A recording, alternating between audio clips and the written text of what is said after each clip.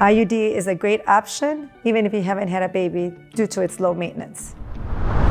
Welcome to VNA. Today, I'm your host, David Miranda. Recent evidence has shown that there's a link between mental health disorders like anxiety and depression and heart disease.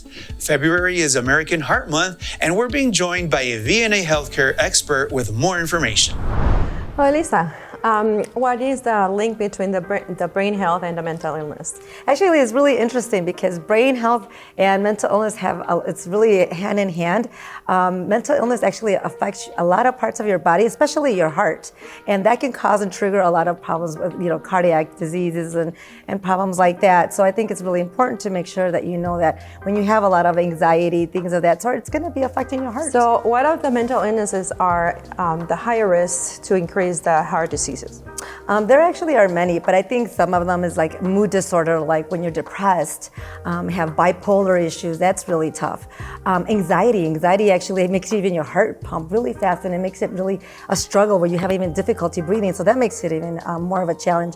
Chronic stress, that's something that's continuously and it'll be affecting you all the time, and those things are like horrible. And post-traumatic stress syndrome, which is PTSD, and that's something that people carry for a long time, and it does take over time affect your heart for a while. Yeah, I know those are one of the most common illnesses. Yeah, it'll definitely affect your heart. So we talk about mental health affecting the heart diseases, but how is it the heart diseases affecting the mental health? It's kind of like a cycle. I think one affects the other. When you have a heart disease, like let's say you have a heart attack, the heart attack actually takes a toll even on your mental illness because you can feel depressed and you start feeling anxiety, and that in itself can turn around. And if you have one of those issues where you actually have anxiety or having bipolar issues, and all this stress actually starts building issues for you inside, and your body starts reacting. So you can actually have some heart effect. It'll increase your risk for heart diseases. So what are the groups that are in a higher risk for a mental disease?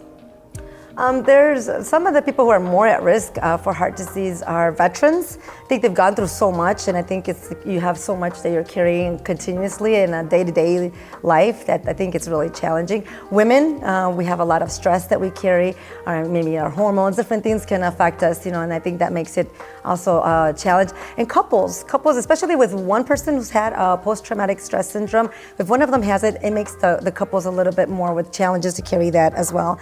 And racial and ethnic minorities as well. So that's another thing that it also affects them.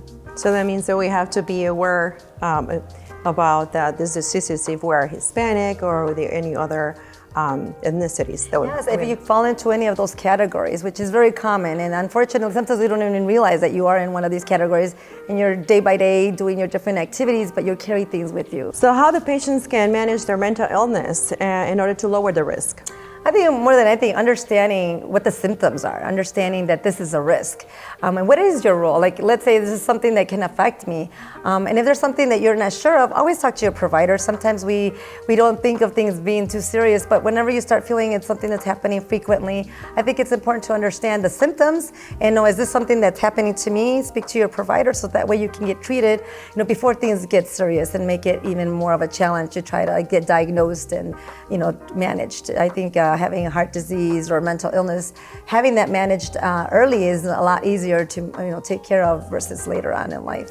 And how VNA can help these people to get better. VNA has a wonderful services for behavioral and mental health illnesses, and I think that, just like I said, going to the clinic, speaking to your doctor, those services are offered there for the community, and it's important to go and see your provider right away. As soon as you have any symptoms, VNA is able to schedule an appointment for you, and you can come and get seen, and that definitely make a difference.